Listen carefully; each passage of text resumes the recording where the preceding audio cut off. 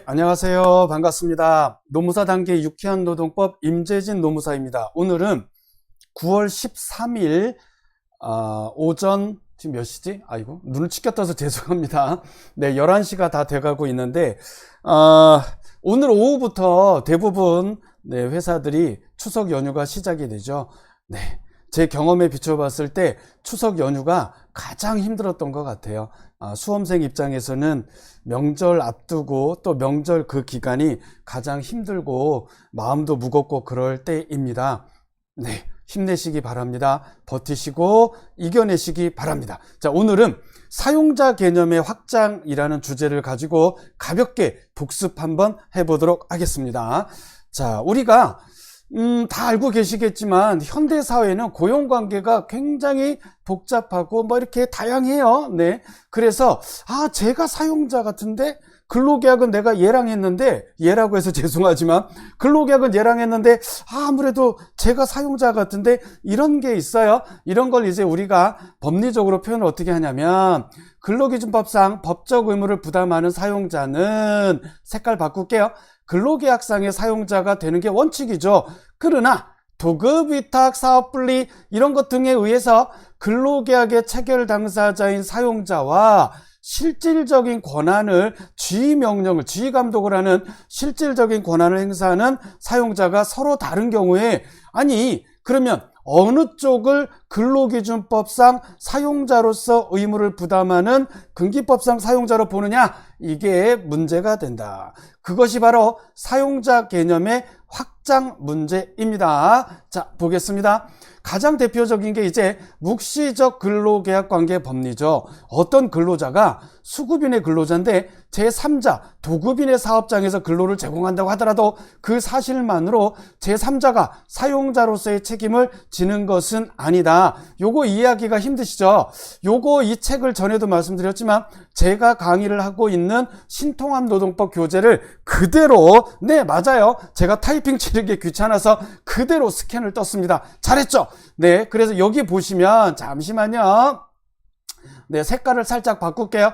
여기에 이렇게 그림을 제가 그려놨어요. 요거 가지고 이해하시면 돼요. 지금 이 문구가 이해가 잘 안 되시는 분들도 물론 있어요. 처음 보시는 분들은. 그래서 요 그림을 가지고 한번 보도록 하겠습니다. 살짝 지울게요. 자, 색깔을 바꾸겠습니다. 도급인, 수급인, 도급인이 있고, 도급계약을 체결했으니까 이제 수급인이 있어요. 형식상 도급계약이겠죠. 이 도급인을 또 제3자라고 표현하고, 요 수급인을 원고용주라고 표현해요. 근데 요분께서 다시 한번 이렇게 이쁘게 그려드리면, 별로 안 이쁜데, 이분께서 원고용주 수급인과 근로계약을 체결하고 어디 가서 일하냐면, 요 도급인, 제3자의 사업장에 들어가서 일을 하신다. 이런 관계예요. 그렇다고 하더라도 요 제3자가 보세요. 요 제3자가 사용자로서 책임을 지는 것은 아니다. 따라서 원고용주에게 고용돼서 요 원고용주에게 고용이 이렇게 되신 거잖아요. 고용되어 제3자의 사업장에서 제3자의 업무에 종사하는 자, 이렇게 가셔서 제3자의 사업장에서 제3자의 업무를 하시는 분, 즉 제3자의 업무에 종사하는 자를 요 제3자의 근로자라고 할 수 있으려면, 자, 이제부터 우리 판례가 제시하는 근거가 나옵니다. 판단 기준이 나와요. 원고용주는 사업주로서의 독자성이 없거나, 원고용주는 누구게요? 바로 이분이십니다. 이분. 원고용주가 사업주로서 독자성이 없거나 독립성을 결하여서 제3자의 노무대행기관과 동일시할 수 있는 등, 여기에 제3자는 누구게요? 바로 이분이시죠. 그죠? 이해가 되시죠? 제3자의 노무대행기관과 동일시할 수 있는 등 그 존재가 형식적, 명목적인 것에 지나지 않고, 다 외우셔야 되는 이제 판례 문구가 나오는 거예요. 사실상 당의 피고용인은 누굴까요? 색깔을 바꿔볼게요. 당의 피고용인은 바로 이분이시죠. 이분이십니다. 이분. 제3자와 종속적인 관계에 있으며, 그렇죠. 이분은 제3자와 종속관계에 있으며 실질적으로 임금을 지급하는 자도 제3자다. 누구다? 이분이 돈을 주신다. 그리고 근로 제공의 상대방도 제3자다. 이분이 근로 제공하는 상대방도 바로 이분이시다. 그래서 당의 피고용인과 제3자 간의 묵시적 근로관계, 피고용인은 이분이시고 제3자는 이분이시잖아요. 이 피고용인과 제3자 간의 묵시적 근로계약 관계가 성립, 다음 볼까요? 깨끗이 지웠습니다. 성립이죠. 당연히 성립되어 있다고 평가할 수 있어야 한다. 우리 대법원 1999년 판례입니다. 제가 살짝 코를 만질게요. 제가 환절기 때 이제 가을이 됐잖아요. 그래서 환절기 때 이 간절기라고 할까요? 환절기 때 조금 비염이 있어요. 비염이 있으신 분들 이해되시죠? 자, 비염이 있는 게 뭐 큰 죄도 아니잖아요. 근데 자꾸 가려워서 코딱지 파는 거 아니에요. 이해해 주세요. 인간적이다 라고 생각하시면 돼요.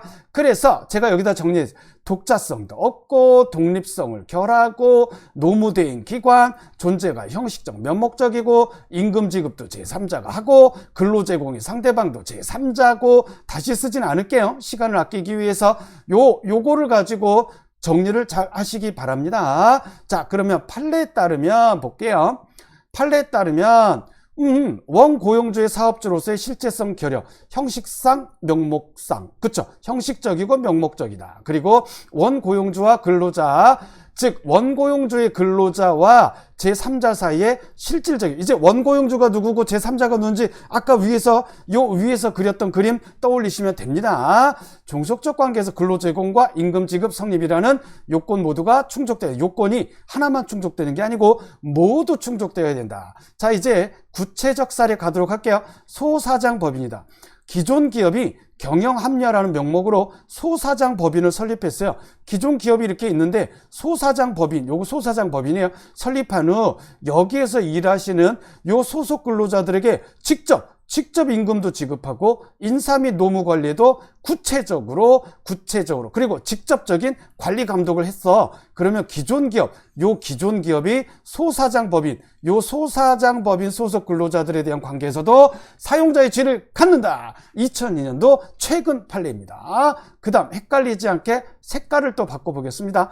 SK 인사이트 코리아 사건 많이들 알고 계시죠?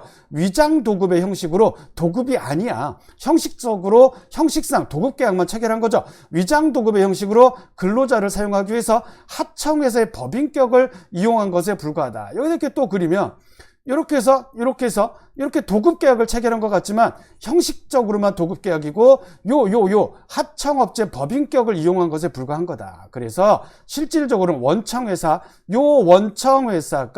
근로자들을 직접 채용한 것과 마찬가지므로 원청회사가 하청회사의 근로자를, 원청회사가 하청회사의 근로자들을 어떻게 직접 고용한 것으로 보았다. 2003년 더 최근 판례죠. 자, 이제 깨끗이 지울게요.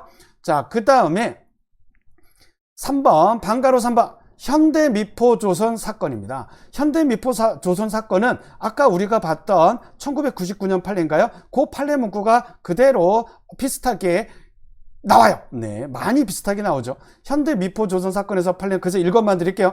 수급인이 도급계약을 체결하고 자신의 근로자들로부터 노무를 제공받아 자신의 사업을 수행한 것 같은 외관을 갖추고 있다고 하더라도 실질적으로 업무 수행에 독자성, 독립성을 갖추지 못한 채, 맞죠? 독자성, 독립성 없고 노무대행 기관의 역할을 수행하였을 뿐이고, 오히려 도급인이 종속적인 관계에서 근로를 제공받고, 우리가 이제 여기서 도급인은 위에서 제3자라고 표현이 되어 있었죠. 그리고 임금을 포함한 제반 근로 조건을 정하였다고 봄이 상당하므로 도급인이 수급인의 근로자를 채용한 것 같은 묵시적인 근로계약 관계가 성립되어 있다고 판단하였다. 2008년도 판례도 이렇게 말씀해 주셨습니다. 그 다음에 매우 최근 판례가 하나가 나오죠. 그게 바로 색깔을 바꾸겠습니다. 대법원 뭐가 이렇게 찍고죠? 죄송합니다. 깨끗이 지우고, 대법원 2020년 매우 최근 판례죠. 대우조선해양이 원청회사예요. 자, 여기다 이렇게 그려볼게요. 대우조선해양이다. 여기다 쓸게요. 이렇게 쓸게요. 대우조선해양이 얘가 원청회사인데 글씨 알아보시겠죠? 그리고 자회사가 웰리브예요. 웰리브. 아이, 글씨가 막 날아가네. 스타일러스 펜이라 이해해 주십시오. 자회사가 웰리브예요. 웰리브. 요 자회사를 우리가 하청회사라고 부르자. 즉 자회사인 웰리브는 대우조선 회항으로부터 단체급식, 수송, 시설 유지 관리 요런 업무 등이 여기 들어가겠죠. 업무를 도급받아 수행하다가 수송 업무를 다시 요 수송 업무만 잘 써야지. 수송 업무만 다시 이름이 웰리브 수송이에요. 수송 업무만 하니까 수송 업무를 재하청 회사죠. 그러니까 웰리브로부터 웰리브 수송이 재하청 받은 거예요. 수송 업무를 재하도급 주었다. 그래서 요 웰리브는 재하로가 쓸게요. 글씨가 오늘따라 안 써지네? 아이, 짜증나. 네, 여러분 짜증내지 마세요. 재하도급을 주었다. 그래서 판례는 웰리브와 웰리브 수송 근로자, 이게 굉장히 중요합니다. 자, 색깔을 살짝 바꿔볼게요. 웰리브와 웰리브 수송 근로자 간의 묵시적 근로계약 관계를 성립했어요. 요 대우조선 해양이 아니라, 원청이 아니라 웰리브와 웰리브 수송 근로자예요.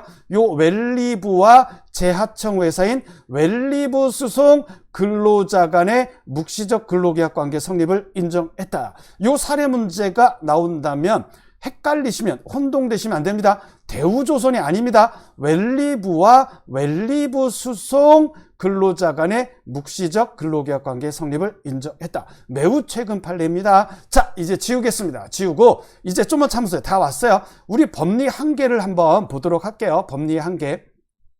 즉 묵시적 근로계약 관계가 성립하기 위해서는 수급인에게 사업 경영의 독립성이 없어야 하는데, 판례는 이 독립성을 온전한 독립성이 아니라 약간의 독립성으로 보고 있어요. 그러니까 약간의 독립성만 있어도 괜찮다, 이러다 보니까 그 약간의 독립성만 있으면 비록 하도급 근로자와 도급인 사이에 종속관계가 인정된다 하더라도 근로관계는 부정될 수 있다는 점에서 묵시적 근로계약관계 법리는 문제점을 안고 있다. 요 문구는 즉 수급인에게, 누구에게? 수급인에게 약간의 독립성만 있으면 비록 하도급 근로자와 도급인 사이의 종속관계, 즉 보세요.